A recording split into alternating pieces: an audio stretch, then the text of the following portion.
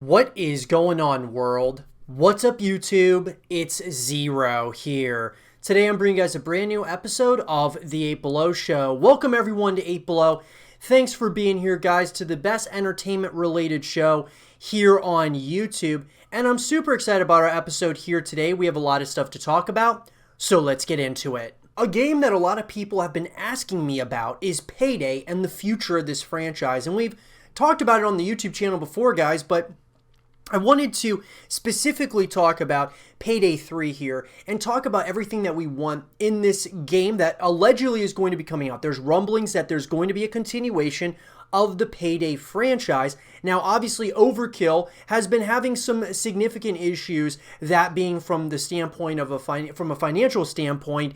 They really need Payday 3 to be knocked out of the park, and I think that it's really important that this game does well for them, because if it doesn't, it could spell ruin for this, for obviously this developer, and then, you know, moving forward, the Payday franchise may completely go down the drain, unfortunately. But that being said, let's talk about everything that we want. And when I say we, guys, I'm talking mainly about myself here, but I would love to hear your guys' opinions on this as well. Whether they're similar to my opinions or different, let me know in the comment section down below. So number one, guys, with Payday 3, the first thing that I really want is, speaking on behalf of like a campaign, even though Payday has somewhat of a story mode, it's basically just missions and heists, and I would like to see more of a story there in Payday 3. I think that would be absolutely awesome. It would help you would be able to connect with some of these characters a little bit better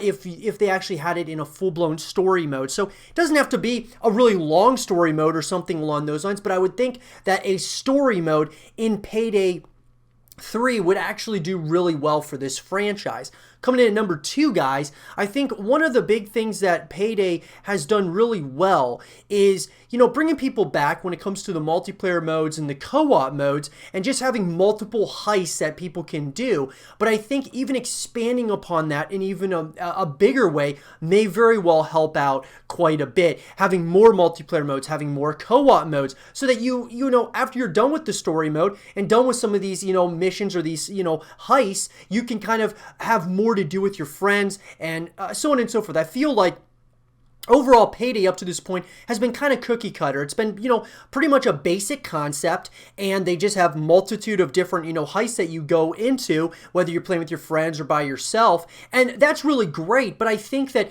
having it a little bit more, you know, more so than just being like a grounded structure, you know, taking some more chances here, I think would really help this franchise, you know, moving forward from a viewership perspective, like for those who stream on Twitch, from even like a content creator's perspective, you know, having more stuff that you can talk about revolving around the Payday franchise would certainly help, in my opinion.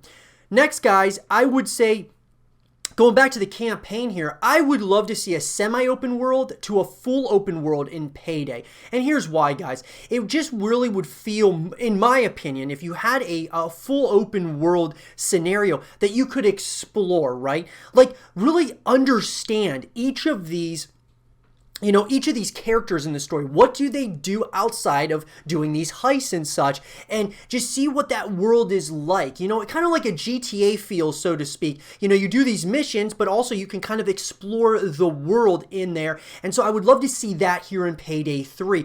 Understanding and really connecting with these characters on a more personal level as to what they do on a daily basis outside of the heists, and kind of being able to explore the area, explore the world. I think that would be absolutely awesome.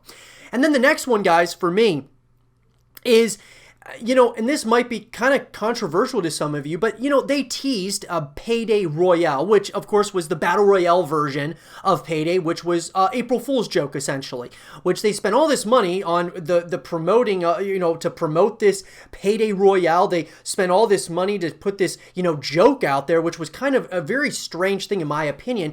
But when I saw it, and I saw the trailer for Payday Royale, I thought the concept was really cool. I thought that, hey, having this train and it's going through the, you know, through the map, and, you know, just having it as a battle royale in the Payday universe, I thought it would be really cool. And so I would like them to actually go through with it. I mean, they already I'm not sure how many like concepts that they put together, if this was just like a really quick kind of ordeal that they put together for a trailer, but I believe that it actually would be quite successful if they were to implement that into Payday 3. And that kind of leads me to the next thing, which is, customizable items and, cosmetic items as well that you could, purchase within this universe.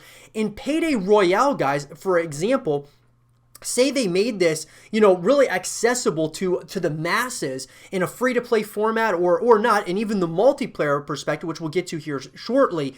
But I really think that if you added a ton of different cosmetic items, this game is primed for it. That being like customizing your character, customizing the weapons, and customizing just everything from, when you're in a lobby with other people, you get to see emblems and icons to show your ranks and be able to show off how much time you've really put into the game. I think that would be really awesome as well. That leads me to the last thing, guys, which is a free-to-play model for Payday 3 would be a huge risk for overkill, but I actually think that it could significantly succeed in the grand landscape. Think about it, guys.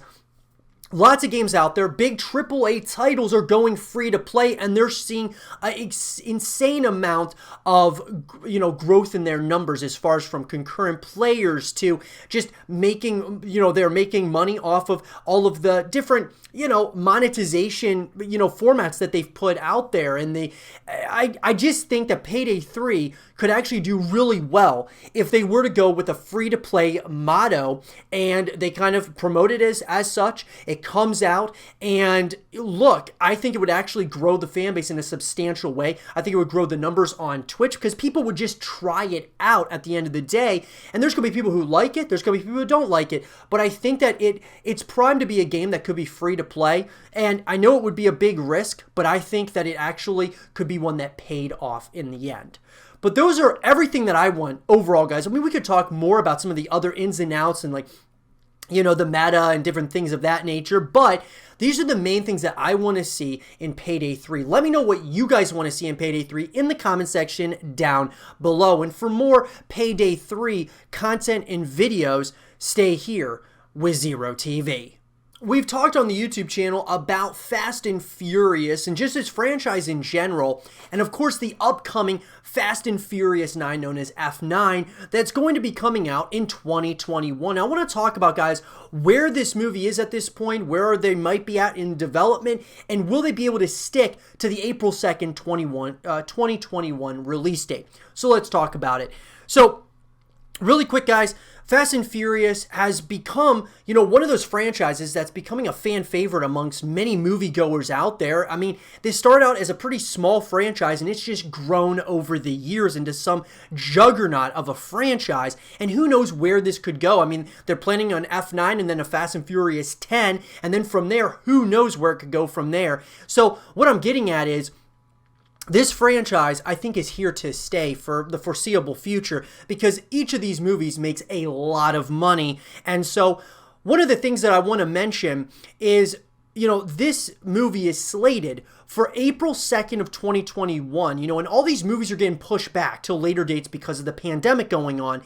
And so the question is it going to be able to stick to that date, right? Or are they going to have to continue pushing it, back farther and farther? Because production on a lot of these movies, whether they're in pre-production, they're actually in principal photography, or they are actually in post-production, a lot of the things have shifted now because of the pandemic. I mean, look, at the end of the day, F9 coming out in 2021, that gives them plenty of time to really, put things in place that they need to. But here's the problem, is that there's so many other movies that are getting delayed now that the competition's becoming really stiff. And so now F9, instead of going up against maybe one other blockbuster hit, it might be going up against 3 or 4 or even more than that when it does release in April. And so here's the thing, guys.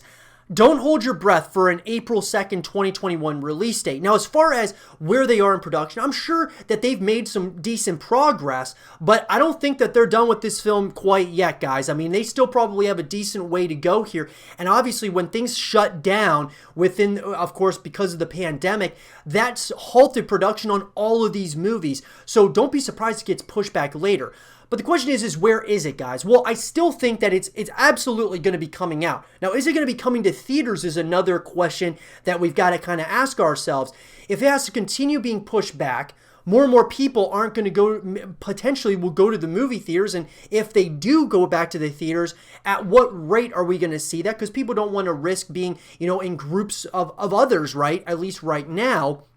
So the question remains, if these movie theaters are only able to sell half of the capacity, that means that the ticket prices are going to be inflated, which is going to mean it's going to be a lot more money to go to the movie theaters. And then after all of that is said and done, these, studios may not even think it's worth putting the movies in theaters because people aren't going to pay to go watch them. So at the end of the day, they decide to put it onto a streaming service, which at the end, it's hard to say whether or not that is, obviously it's going to be the future, I believe.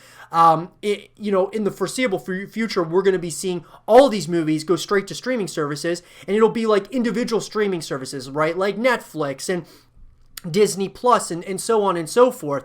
But as of right now, I do think that they're definitely planning a theatrical release here for F9, and I think that it deserves it because these are big blockbuster movies and they're very exciting. So I think, guys, that we can expect this movie to come out, but it might not be until later in 2021. Maybe it'll even get pushed to 2022. Fingers crossed that doesn't happen because I want to see this movie just as bad as everybody else, but this is kind of where we're at this very moment in time with this franchise and really with this movie in particular. Lots of other movies are being shifted around because of the pandemic. We'll see what happens, guys. But let me know, what is it that you guys want to see the most out of Fast and Furious 9? Let me know in the comment section below. And for more Fast and Furious 9 content and videos, stay here with Zero TV. Resident Evil 8 has been announced, guys. Finally to the world, it's been revealed, that being a trailer that was shown recently. And I want to talk about that trailer first off, but then I want to talk about the top 5 things that we want in Resident Evil 8 Village. So let's get into it. So guys, I'm a big fan of Resident Evil. I've absolutely loved this franchise. I really got into it when Resident Evil, pretty much Resident Evil 5, I would say, is pretty much where I started with this franchise. And then, of course, I've kind of tried to keep up with it as much as possible. Didn't really like Resident Evil 6 that much. Then we got to Resident Evil 7. I absolutely loved Resident Evil 7. And so now I'm really looking forward to Resident Evil 8 because it seems to me that when I look back at the span of time of this franchise, feels like Resident Evil started as one thing, which was horror, like a real horror game, and then it kind of turned into an action horror game, and now it's kind of gone back to basically just the straight up, gritty horror game that a lot of us really, have absolutely loved over time. Now, Resident Evil 5, guys, was more action, it felt like, than horror, but I still I did enjoy that game quite a bit, even to this day. But Resident Evil 7 was one of the most terrifying video games I've ever played. I thought it was absolutely terrifying, guys. It was up there with like the Fear franchise, with the Dead Space games. It was a terrifying experience, and I loved that about Biohazard. So now that we're coming into Village, I mean, this is where it's starting to get kind of interesting, right? We don't know exactly what to expect here with this game, but now after watching the trailer, I gotta say, it's pretty unnerving, to say the least, and I like where they're going. The graphics, I mean, I was expecting them to be a little bit better graphics, but at the end of the day, it does look pretty good. I mean, overall, it looks good, and I'm not really looking for the greatest of graphics with something like Resident Evil. I'm looking for something that's going to be a terrifying experience, but a story that's going to be psychological, unnerving, and something at the end that's very mysterious. So with that, guys, the top 5 things that we want in Resident Evil 8 Village, let's get into it. So guys, number 1, they kind of insinuated that this was potentially going to be a direct continuation to Resident Evil 7. However, it's hard to say after, watching the trailer if it's definitely going to be a direct continuation or if we're talking something that's going to be a little bit, off the beaten path. Obviously, we went from Biohazard, which, by the way, Biohazard is such a sick name. Village, when I first heard Resident Evil 8 Village, I thought, that doesn't sound very good to me. I thought Biohazard sounds really cool. But after kind of watching the trailer a few times through, guys, I'm starting to accept the name Village. And it kind of gives you that like kind of unnerving feel, because it's like, okay, this is all being based around this village, this one kind of area. So it's kind of similar to Biohazard, where it was all based around one area as well. So that's, I kind of like that concept. We'll have to kind of wait and see as time goes here. But I think that this needs to be a direct continuation of Resident Evil 7, in my opinion. I would love to see them build off of what they started with Resident Evil 7, Biohazard.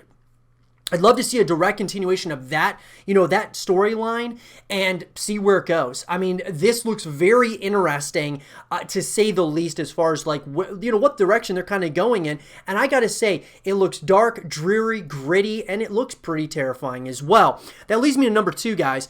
Having new characters, new environments, and new enemies is something that I think is going to be really important moving into Resident Evil 8. And I gotta say, watching the trailer, it looks like they're hitting on all of those things. New characters, new environments, and then of course, new enemies. And those are the things that you want out of a Resident Evil game.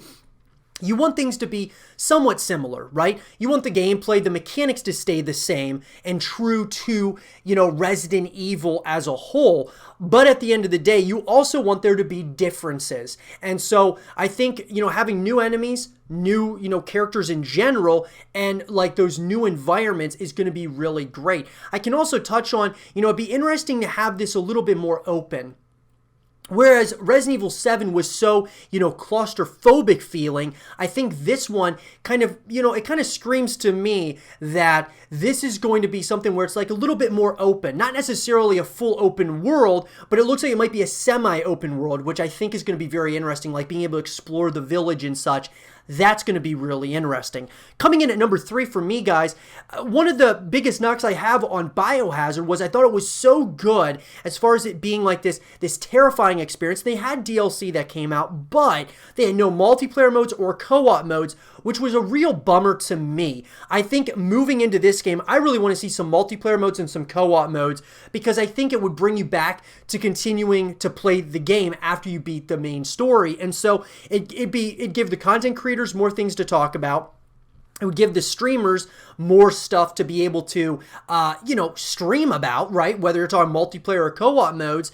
And I think that after you beat the story, it brings you back. And doesn't Capcom want that to happen? Don't you think they want you to come back to the game over and over again, not just for DLC? So, in my opinion, if you want to see the growth of this franchise as a whole, you need to add some multiplayer modes and some co-op modes, even if those are a little bit cookie cutter. That being like, some team deathmatch, or something like a Dead by Daylight where it gets 1v3, or, something along those lines. Even like a horde mode where you're going up against waves and waves of enemies. Those things really help build communities around these games. So that's another thing that I would love to see. And then that brings me to number 4, guys. If you did add multiplayer modes and co-op modes, or even if you just kept it as a single, player story, having new customizable options, being able to customize your character, being able to customize, different weapons and just different things of those lines, I think are really, something that could be really awesome, in my opinion, in this game. Now, obviously, you don't want it to take away from the experience of the single player story. That's why I'm saying having customizable options in multiplayer and co-op would be absolutely huge for this franchise, and I think it would bring you back to the game over and over again. So having customizable options would be absolutely amazing, in my opinion. And coming at number 5, though, guys, is one of the biggest things that I want out of this game is for them to stay true to horror over action. So look, there's nothing wrong with having action. There's action in any type of horror movie, any type of horror game, but keep it more horror than action. And we see this time and time again in a lot of these types of games, guys, that being horror games. Think of Dead Space. You had the first 2 Dead Space games that did incredibly well based around what it was, a straight up horror game that had action elements to it. But then it got to Dead Space 3, and it prioritized action over horror. So it was an action game with horror elements. So what I'm getting at here is stay true to horror, which is what made Resident Evil 7 Biohazard so great and successful. Stick to that, but also keep their, have elements of action within it. And it looks exactly like they're going to be doing that. And so, guys, overall, I'm excited. I am extremely excited about this game. One other thing I wouldn't mind would be a free-to-play, model within Resident Evil 8 Village. I don't think that they're going to go the free-to-play route because obviously Capcom wants to make sure that they're going to be making, $60 off of each copy. But I think even if you had like the multiplayer modes or something become free-to-play, lots of people would at least try it out. And so a free-to-play model might not be a bad idea, but I don't think they're going to go that route. But let me know, guys, what are the top 5 things that you guys want to see in Resident Evil 8 Village? Let me know in the comment section below. And for more Resident Evil 8 content and videos, stay here with Zero TV. I've talked on the YouTube channel about Lost Planet, guys. This was a franchise that I really did enjoy in a major way, and it kind of reminded me of a kid-friendly Gears of War title, having, those monsters and things of that nature, but it was a lot more like for really everyone, right? It was rated T for teen. It was more so just one of those games that was kind of for everyone, and they, everyone was able to kind of more so play this game, and the question that I want to talk about in this last segment of the show is, where is Lost Planet 4? I mean, what happened here with this franchise? Because it was doing really well, and I really enjoyed it as a whole. As a whole, this series was really good, and I would love to see a Lost Planet 4 come out at some point or another, but I think that you have to look at what really transpired here, and will we ever get a Lost Planet 4 in the future? So let's talk about it. This is, once again, guys, another game that was made by Capcom, and I think that one of the big things to me is when you look at the totality of Lost Planet, you have to kind of look at the history here. Lost Planet 1 and Lost Planet 2 did really well as far as from a sales perspective, and really, hitting really nice numbers across the world, and, that's, so it kind of justified a Lost Planet 3. But here's what happened. Lost Planet 3 it got mixed reviews, guys, overall. And I think that kind of hurt this game, and it potentially could have hurt the entire franchise significantly, because Capcom had stated that Lost Planet 3 did not meet sales expectations. So number one, guys, typically, if you have bad reception on a game, that sometimes can kill a franchise. But if it's not that, a lot of times it can be the second thing, which with these companies, it all comes down to money at the end of the day. And if you're not getting good sales either, it's going to be really hard to see a continuation of the franchise. So where is Lost Planet 4 at this point? There's been talk, there's been rumblings that there may be a continuation of this franchise. I believe that it's a franchise that deserves to continue, but I think a company like Capcom is working on some of their other beloved franchises, that being like Devil May Cry, the new Resident Evil 8 that's coming out. And so at the end of the day, Lost Planet, I believe, deserves to exist. It deserves to be a game that continues into especially like the next generation of consoles. And I would love to see them try it out, to bring back Lost Planet, and, give it another try. Lost Planet 4, I think, would do really well with the next generation of consoles. Even if you did like a free-to-play model, I think that could do really well. I want to see it come back, guys, because according to the reviews, as far as the reviews are concerned, guys, The Escapist says a solid third-person shooter that is marred by some repetitive gameplay elements and a lack of depth with its mechanics and story, which is really true. It was kind of like repetitive gameplay elements. So I think that in Lost Planet 4, I think that they could really expand upon those things and change some of the things, but still keep it the core of what, made Lost Planet so great in the first place. And then Lost Planet 3 sold 27,503 PlayStation 3 copies on the first week of being on sale in Japan, the lowest sales debut out of the numbered installments of the series. Capcom described the game's sales as below expectations, due in part to intensifying competition in the European and US markets. So look, I think that Lost Planet 3, I also think they didn't do a really good job, that being Capcom. I didn't think they did a really good job with promoting Lost Planet 3. I thought they did a great job with the first Lost Planet and even the second Lost Planet. But the third one, I thought that it just wasn't that great as far as the marketing was as a whole. And yes, there was stiff competition.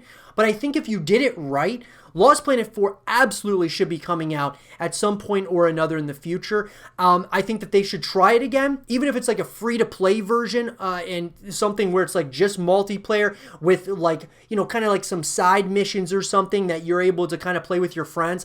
I would love just something to come back in the Lost Planet universe.